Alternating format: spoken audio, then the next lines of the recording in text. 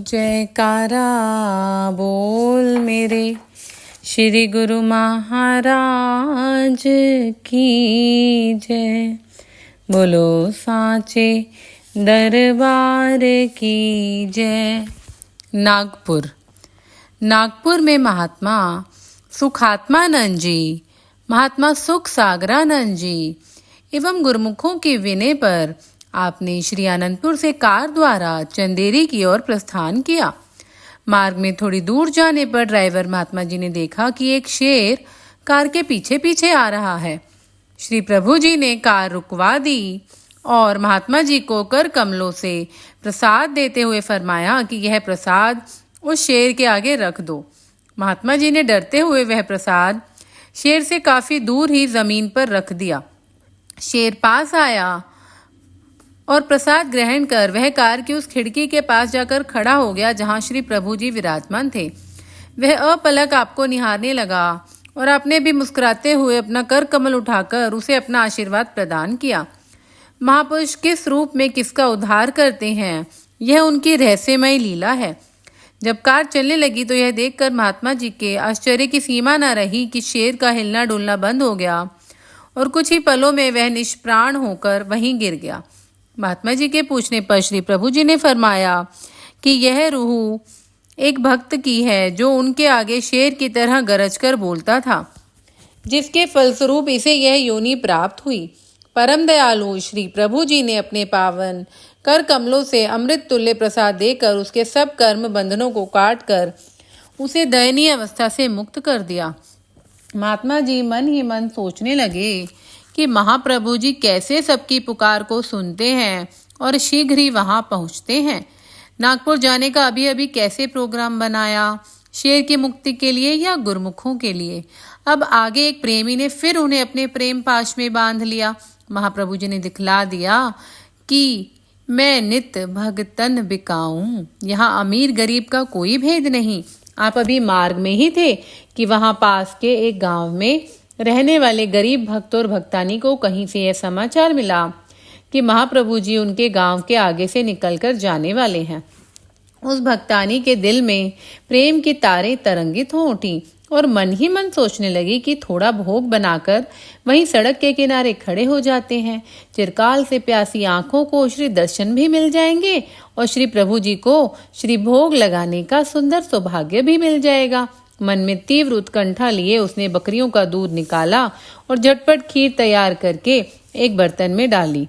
भक्त जी के साथ सड़क किनारे खड़े होकर श्री प्रभु जी की बाट जोहने लगी। इस प्रकार इंतजार करते करते दोपहर का समय हो गया। धैर्य का बांध टूटा तो भक्त जी भक्तानी से कहने लगे कि तुम यहाँ खड़े होकर इंतजार करो भगवान का, मैं तो काम पर जा रहा हूँ। पति के वहां से चले जाने के बाद तेज वेग से चलती हुई पति के वहां से चले जाने के कुछ समय बाद तेज वेग से चलती हुई श्री कार आई। श्री प्रभु जी अंदर विराजमान थे। उस भक्तानी का दिल जोरों से धड़कने लगा, लेकिन यह क्या, विधाता को शायद कुछ और ही मंजूर था। श्री कार सरपट वहां से आगे निकल गई। किसी का उसकी ओर ध्यान ही नहीं गया। वह बेबसी में शोर मचाती ही रह गई। अब तो उसके आंसुओं का बांध टूट गया। जार जार रोती हुई हताश निराश वह अपने घर लौट आई और श्री सद्गुरुदेव जी महाराज के श्री स्वरूप के आगे बैठकर बार बार सच्चे दिल से प्रार्थना करने लगी कि प्रभु भोग लगाओ, प्रभु भोग लगाओ। अद्भुत करिश्मा, महान अचंभा। महाप्रभु जी ने अकस्मात ही सेवादारों को कार वापस पीछे मोड़ने का आदेश दिया। श्री कार का रुख भक्तानी के गांव की ओर करवाकर वहां पहुंच गए। उसके घर पहुंचकर पीछे से आवाज लगाई कि रोती ही रहेगी या भोग भी लगवाएगी। लेकिन वह प्रेम मग्न हो पूर्ववत करबद्ध प्रार्थना करती रही कि प्रभु यदि आपने भोग नहीं लगाया तो मेरा पति मुझे उल्हाना देगा, रूठ जाएगा। आप मुझ गरीब असहाय पर कृपा करें, मेरी लाज रखें। इतना कह वह पुनः जोर जोर से रोने लगी। पीछे से दोबारा आवाज आई कि क्या हम यूं ही खड़े रहेंगे। आंसुओं से तरबतर चेहरे को घुमाकर जैसे ही पीछे देखा तो वह हक्की बक्की रह गई। त्रिलोकी के मालिक उसके द्वार पर खड़े थे। श्री चरण स्पर्श कर उसने बड़े प्रेम से भोग लगवाया। इतने में उसका पति भी घर लौट आया। क्योंकि आधे दिन के लिए उसे मजदूरी नहीं मिली। श्री दर्शन कर वे अपने धन्य भाग्य मनाने लगे। साथ में आए हुए सेवक भी इस दृश्य को देखकर हैरान थे। उनमें से एक सेवक ने पूछा कि प्रभु, यह क्या लीला रचाई आपने? श्री कार इतनी आगे निकल गई थी, फिर वहां से इतनी दूर वापस आए। महाप्रभु जी ने फरमाया, इस भक्तानी के आंसुओं ने नदी का रूप धारण कर लिया था। हमें रास्ता ही नहीं सूझ रहा था, सब और जल ही जल ठाठे मारता हुआ दिखाई दे रहा था। इसलिए इसकी हार्दिक पुकार को सुन हमें वापस आकर इसे दर्शन देना पड़ा। यदि हम दर्शन न देते तो इसका दिल टूट जाता। धन्य है प्रभु, धन्य है इनकी दयालुता। अपने सुकोमल तन पर कष्ट सहन करके भी अपने प्रेमी भक्तों की पुकारों को सुनकर उन्हें कृतार्थ करते हैं। इस प्रकार आप चंदेरी आश्रम में जा विराजमान हुए। एक भक्तानी के घर आम का वृक्ष लगा हुआ था। उसने एक टोकरी में पक्के आम भर लिए और आश्रम पर पहुंच गई। उसकी आंतरिक इच्छा थी कि श्री गुरु महाराज जी उसके वृक्ष के पहले फल का श्री भोग अवश्य लगाएं। वह टोकरी लेकर अंदर श्री चरणों में पहुंची। महात्मा शबद प्रेमानंद जी भक्त वेश में अंदर खड़े थे। उन्होंने श्री गुरु महाराज जी के स्वास्थ्य को ध्यान में रखते हुए उस भक्तानी से कहा, यह टोकरी एक तरफ रख दो।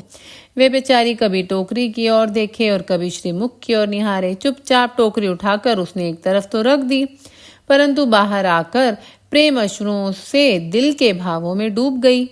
इधर आपने फरमाया कि प्रेमी, श्री मंदिर में प्रातः डिब्बी भूल आए, वह ले आओ। श्री आज्ञा पा जैसे ही श्री मंदिर में गए तो देखा कि पुजारी श्री परमहंसों को आम का भोग लगवा रहा है। उसने कहा, ठहरो, श्री गुरु महाराज जी ने आम भिजवाए हैं कि परमहंसों को भोग लगवाकर हमें भेजो। यह श्री भोग भी ले जाओ। उधर महाप्रभु जी स्वयं उठकर टोकरी के पास गए, आम उठाया और धोकर शीघ्रता से जैसे ही चूसने लगे वह चोले पर बह गया। महात्मा जी असमंजस में थे कि आम श्री मंदिर में कैसे पहुंच गए। अब यह श्री भोग श्री गुरु महाराज जी को दूं या नहीं। वैद्य ने स्वास्थ्य की वजह से मीठी चीजों के सेवन करने से परहेज बताया है। वे अंदर आए तो नजारा कुछ और ही था। आपने फरमाया, प्रेमी, इस समय शुगर की पूर्ति के लिए हमने आम का भोग लगाया है। महात्मा जी ने दंडवत कर क्षमा मांगते हुए कहा, यह श्री परमहंसों का श्री भोग भी भोग लगा लें। भगवान अपने प्रेमियों के लिए क्या क्या खेल रचाते हैं, यह हम नहीं समझ सकते। श्री प्रभु जी ने आज्ञा भेज उस भक्तानी को बुलाया। श्री वचन हुए कि देख क्या सोच रही थी, अब तो हम डबल भोग लगा रहे हैं। भगवान भाव के भूखे हैं, तेरी भावना ने ही ऐसा कौतुक रचाया है। इस प्रकार चंदेरी आश्रम में उपस्थित सभी गुरुमुखों को 2 घंटे श्री दर्शनों से कृतार्थ कर पुनः ललितपुर स्टेशन से ट्रेन द्वारा नागपुर के लिए रवाना हुए। नागपुर के मार्ग में कई स्टेशनों पर गुरुमुखों को जहां जहां विदित हुआ वे अपने श्रद्धा के पुष्प लेकर श्री दर्शन कर निहाल होने लगे। ऐसे ही भोपाल स्टेशन पर कुछ प्रेमी जन आए। उन्होंने ट्रेन में जाकर श्री दर्शनों एवं वचनों का लाभ प्राप्त किया। ट्रेन की सीटी बजने पर सब नीचे उतर आए। वहां पर स्टेशन मास्टर ने अचानक ही अपने कक्ष की खिड़की से बाहर झांका तो एकदम सब कुछ छोड़कर दीवानों की भांति भागने लगा। ट्रेन धीरे धीरे चलते हुए तेज होने लगी। संगत भागते भागते रुक गई, परंतु स्टेशन मास्टर हाफते हुए अभी भी भाग रहा था। श्री सगुदेव जी महाराज ने अपना कर कमल बाहर निकाला। ट्रेन वहीं रुक गई। वह भागते हुए प्लेटफॉर्म पर गिर गया। जैसे ही लोग उसे उठाने के लिए भागे वह शीघ्र ही उठ खड़ा हुआ और श्री सगुदेव जी महाराज के पास पहुंच गया। विनय की कि प्रभु, मुझसे ऐसा क्या अपराध हुआ जो दर्शन दिए बिना ही जा रहे थे। श्री वचन हुए, प्रेमी, तेरे प्रेम ने करिश्मा कर दिखाया कि ट्रेन को रुकना पड़ा। वह अगले स्टेशन तक श्री चरणों में बैठा रहा और श्री दर्शन का कृतार्थ हुआ। इधर उसी समय रेलवे कर्मचारियों में भगदड़ मच गई कि दूसरी पटरी पर आती रेल अचानक तीसरी पटरी पर कैसे पहुंच गई। यह क्या, एक बहुत बड़ा हादसा टल गया। किसी ने कहा कि एक दिव्य शक्ति ने हाथ देकर इस ट्रेन को यहीं रोक दिया था। सब मिलकर श्री प्रभु जी का कोटि कोटि धन्यवाद करते हुए कहने लगे कि अभी श्री आनंदपुर के श्री महाराज जी ने ही अपनी कृपा से यह कल्याण का कार्य किया है। इस प्रकार ट्रेन नागपुर में पहुंची। महात्मा जी व संगतों ने महाप्रभु जी का भव्य स्वागत किया। श्री कार आश्रम के बाहर पहुंची। ढोल नगारे व भक्तों के प्रेम हुलारे रंग बिरंगी वेशभूषा में खुशी का पैगाम सुना रहे थे। श्री सद्गुरुदेव जी महाराज मुस्कुराते हुए सबकी ओर निहारते हुए आशीर्वाद से निहाल कर रहे थे। वहां पर विदेश से आई हुई संगत भी दिव्य दर्शनों के नजारे से स्वयं को माला माल कर रही थी। महाप्रभु जी ने आश्रम में प्रवेश किया। श्री मंदिर में सबको श्री दर्शन देकर कमरे में चले गए। कुछ समय पश्चात श्री दर्शन खुले। जयकारों के घोष ने मानो त्रिलोकी को गुंजा दिया। विदेश से आए हुए गुरुमुख प्रेमियों का दिल प्रेम की लहरों में डूबा जा रहा था। उन्होंने श्री चरणों में विनय की, प्रभु यह दिव्य दर्शन, ऐसे खुशी भरे नजारे व प्रेम के हुलारों से अब शीघ्र ही विदेश की भूमि पर पधार कर कृतार्थ करने की कृपा करें नाथ। इंतजार कब समाप्त होगी यह इंतजार। प्रभु अब अपनी कृपा दृष्टि उधर भी कीजिए। ए सृष्टि के तारनहार, अब हम पर रहमत की वृष्टि कीजिए। आपने फरमाया, बस अब थोड़ा समय शेष है, आपकी इंतजार की घड़ियां समाप्त होंगी। विदेश में हर स्थान पर सत्संग आश्रम बनाएंगे। तुम्हें भी घर बैठे आत्म सुख की अलौकिक संपदा मिलेगी। नाम की कमाई करो, प्रभु की याद दिल में बसाओ। कुदरत के घर में सुनवाई हो चुकी है। श्री वचनों को श्रवण कर सबके हृदय कमल खिल गए। सबने मिलकर जयकारा बुलाया और श्री प्रभु जी का धन्यवाद किया। आपने श्री वचन फरमाए, जिस प्रकार एक घड़ी का अलार्म सोए हुए इंसान को जगा देता है, इसी तरह महापुरुषों के वचन अज्ञान की नींद में सोए हुए जीवों को जागृति प्रदान करते हैं। वह अज्ञानता क्या है कि इंसान मिथ्या संसार और संसार के मिथ्या पदार्थों को सच समझ बैठा है। जो चीज सच्ची है उसे पता ही नहीं, बल्कि सच को झूठ मान बैठा है। यही भारी अज्ञानता है। इसी अज्ञानता को दूर करने के लिए महापुरुष जीवों को उपदेश करते हैं। मिटते सुमत प्रीत कर, रहते सू करि नेह। झूठे को तज दीजिए, साचे में करि गेह। संत चरणदास जी महापुरुषों ने फरमाया है कि जो वस्तु नाश हो जाने वाली है, मिथ्या एवं असत है, अजीब, उससे प्रीति मत कर, अर्थात उससे अपना नेह न लगा। जो सदा स्थिर रहने वाली सत्वस्तु है, उससे प्यार कर एवं नेह बड़ा। अंतर के अज्ञानतम को दूर करने का यही एक साधन है। इंसान को यह विचार करना चाहिए कि दिल में दुनियावी ख्याल एवं असत वस्तुओं के प्रति किस स्तर तक प्रीति है और इनमें कितना दिल दिया हुआ है। सत्य वस्तु मालिक का नाम और भक्ति है, उसमें कितना दिल दिया है। अपने अनुभव से स्वयं ही हानि लाभ का पता चल जाता है। यदि इंसान दुनिया की ओर दृष्टिपात करे और चाहे कि अपनी बुद्धि और चतुराई से यह जान ले कि कौन सी वस्तु सत है और कौन सी असत है, तो वह यह निर्णय नहीं कर सकता। महापुरुषों ने अटल निर्णय बता दिया है कि सारा संसार असत है, शरीर भी असत है, नाम सत जग झूठ है, सुरत शब्द पहचान। जहाँ तक संसार की ओर दृष्टि जाती है, वह सब नश्वर है, नश्वर होगा और नश्वर ही रहेगा। इंसान किसको सत कहे, यह उसकी समझ से बाहर है। जीव को जब भाग्यों से सत्पुरुषों की संगति मिल जाती है, तभी यह विचार उत्पन्न होता है। बुद्धि से माया का पर्दा दूर हो जाता है और अज्ञानता की निद्रा से जाग जाता है। जब सत्य का ज्ञान हो जाता है तो इंसान अपने काम में लग जाता है। प्रायः संसार का रुझान असत की ओर है। यदि इंसान अब इसी प्रकार असत की ओर लगा रहा तो क्या प्राप्त होगा? सारा जीवन इसी तरह व्यतीत हो जाएगा, परंतु हाथ कुछ भी ना आएगा। बड़े बड़े विद्वान, उच्च स्तरीय धनवान, कितनी ही शान शौकत वाले हों, परंतु महापुरुषों की दृष्टि में उनके पल्ले कुछ भी नहीं। दुनिया की दशा को देखकर संत फरमाते हैं, रतन त्यागी कौड़ी संग रच्चे, साच छोड़ झूठ संग मच्चे। जो छड़ नासु अस्थिर कर माने, जो हो वंशो दूरी पर आने। छोड़ जाई तिसका श्रम करे, संग सहाय तिस पर हरे। चंदन लेप उतारे धोई, गर्धभ प्रीति भसम संग होई। अंधकूप मही पतित बिकराल, नानक काढ़ लेहू प्रभ दयाल। गुरबाणी। महापुरुषों ने फरमाया है कि जो वस्तु हीरों रत्नों के समान कीमती है, अर्थात मालिक की भक्ति और मालिक के सच्चे नाम को छोड़कर इंसान झूठे संसार के सामानों में दिल लगा बैठा है, जो वस्तु यहाँ रह जानी है उसके लिए परिश्रम करता है और मालिक का नाम जो साथ जाना है उसकी चिंता ही नहीं, अज्ञानता के अंधेरे में पड़े हुए ऐसे जीव का कल्याण क्यों कर होगा। अब गुरुमुख स्वयं अनुभव करें कि आपके कितने ऊंचे भाग्य हैं जिनकी झूठ की ओर पीठ और सच की ओर मुख है, अर्थात सत्यता के मार्ग पर अग्रसर है। संसार की संगति में न झूठ छूट सकता है और न सच ग्रहण किया जा सकता है। सारी दुनिया झूठ में ग्रस्त है, फिर सत्य मार्ग कौन बतलाए। सत्य से मिलाप कराना, सच की कमाई कराना, यह सत्पुरुषों की संगति में ही उपलब्ध हो सकता है। इसलिए वही भाग्यशाली हैं जिन्हें सत्पुरुषों की संगति मिल गई है।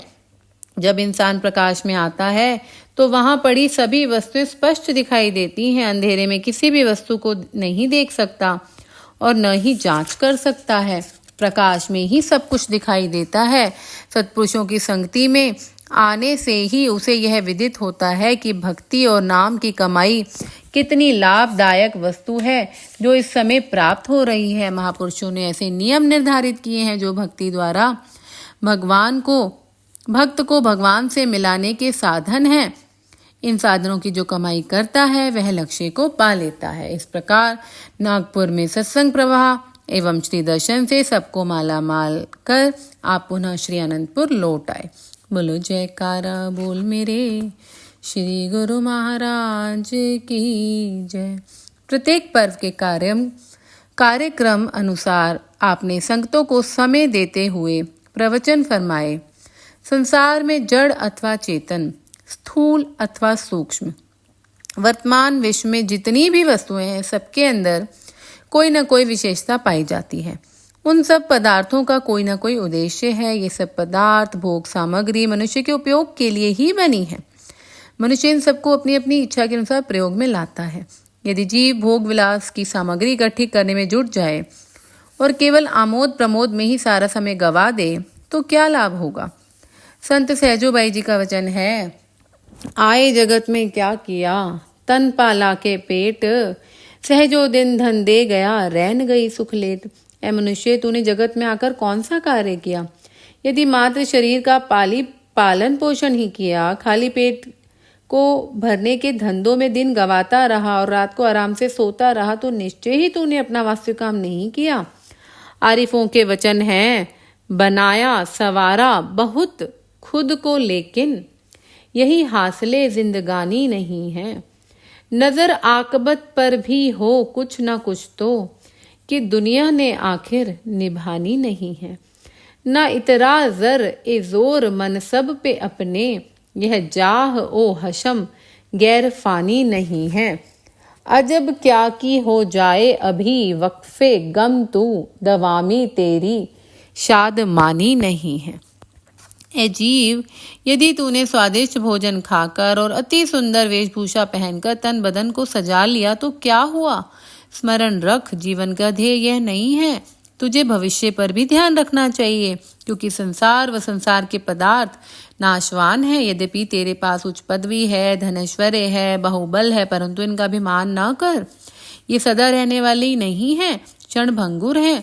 अतः बुद्धिमान का कर्तव्य है कि यह विचार करे कि जीवन का उद्देश्य क्या है, ईश्वर ने इसे किस लिए भेजा है। इसका उत्तर संतों से मिलता है। महापुरुष डंके की चोट पर कहते हैं कि यह जीव मानुष देह प्रभु से मिलने का एक दुर्लभ अवसर है। यदि यह घड़ी हाथ से निकल गई तो पश्चाताप रह जाएगा। जैसे नहरी प्रदेशों में प्राय देखा जाता है कि किसान लोग मिलकर अपने अपने भाग के पानी की वारी नियत कर लेते हैं। हर किसान को अपनी वारी का ध्यान होता है और वह सतर्क होकर अपनी वारी का पूरा लाभ उठाता है।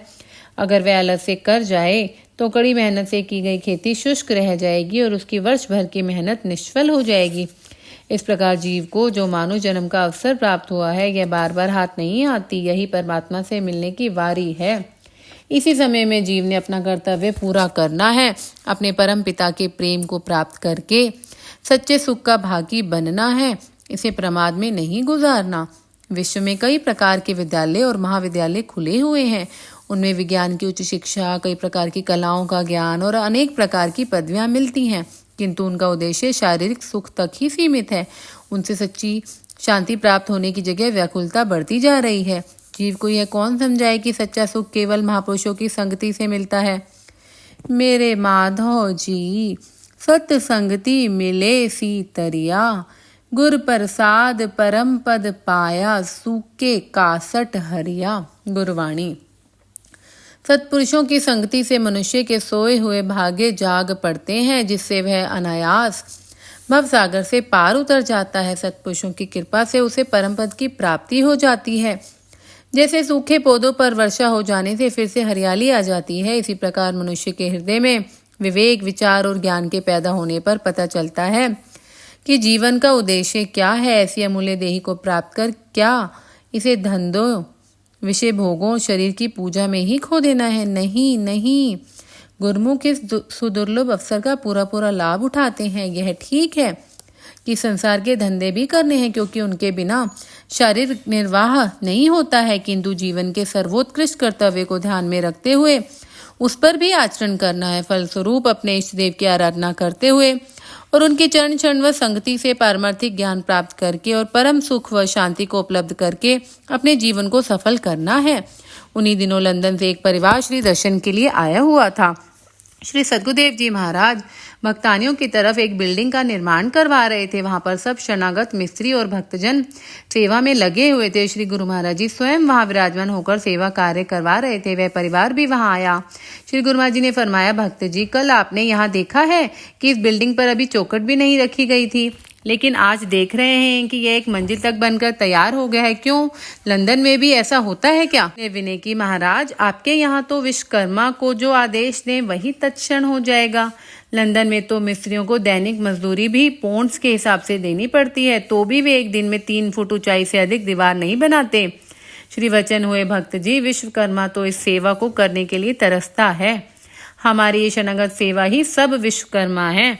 इनके अंदर दिन रात निष्काम भाव से सेवा में जुटे रहने की जो उमंग है, उसकी मिसाल कहीं भी देखने को नहीं मिलती। उसी समय आपने सब भक्तों को पास बुलाकर प्रसाद दिया और लंदन वाले भक्त की वार्ता सुनाई। सबने श्री चरणों में विनय की, यह सब आपके श्री दर्शनों की शक्ति है जो अंतर में उत्साह भरती है और हमें नाम मात्र भी थकावट नहीं होती। आपने पुनः फरमाया, यह सेवकों का दृढ़ विश्वास और श्रद्धा ही है जो उन्हें सेवा में रत रखकर भक्ति प्रदान करती है। बोलो जयकारा, बोल मेरे श्री गुरु महाराज की जय। श्री अनंतपुर में पर्व बीत जाने के पश्चात 50-52 गुरुमुखों से भरी एक बस ललितपुर की ओर जा रही थी। दोपहर लगभग 2 बजे के करीब बस चंदेरी से 2 किलोमीटर आगे निकली ही थी कि उसका एक्सल टूट गया और एक गहरी खाई की तरफ जाती हुई बस अपना संतुलन खो बैठी। बस को बेकाबू हुआ देखकर सब संगत घबरा गई और श्री प्रभु जी को स्मरण करके जोर जोर से जयकारे लगाने लगी। तभी अचानक सामने एक वृक्ष के आगे पड़े एक बड़े पत्थर से टकराकर बस रुक गई, परंतु आगे का हिस्सा काफी क्षतिग्रस्त हो गया। बस की टूटी फूटी हालत को देखकर कोई अनुमान भी नहीं लगा सकता था कि उसमें बैठी सभी सवारियां सुरक्षित बची होंगी। दुर्घटना स्थल से केवल 10 मीटर की ही दूरी पर 1000 फुट गहरी खाई थी। यदि बस थोड़ा सा भी आगे निकल जाती तो सवारियों सहित कुछ भी शेष न बचता। पर श्री प्रभु जी की अपार कृपा देखो कि किसी भी गुरुमुख को एक खरोंच तक नहीं आई। जिन्होंने उस समय बस की हालत देखी, उन सबके मुख से यही निकला कि यह अपने श्री गुरु महाराज जी की अनंत कृपा का ही अद्भुत करिश्मा और फल है जो आज सबकी जान बच गई। भक्त वत्सल प्रभु सदैव भक्तों के अंग संग रहते हैं और हर पल उनकी रक्षा में तत्पर रहते हैं। बन सच्चे रक्षक प्रतिपाल, निज भक्तों की करते संभाल। आँच कभी न आने पाए, रहते सदा जो इनके ही साए। बोलो जयकारा, बोल मेरे श्री गुरु महाराज की जय।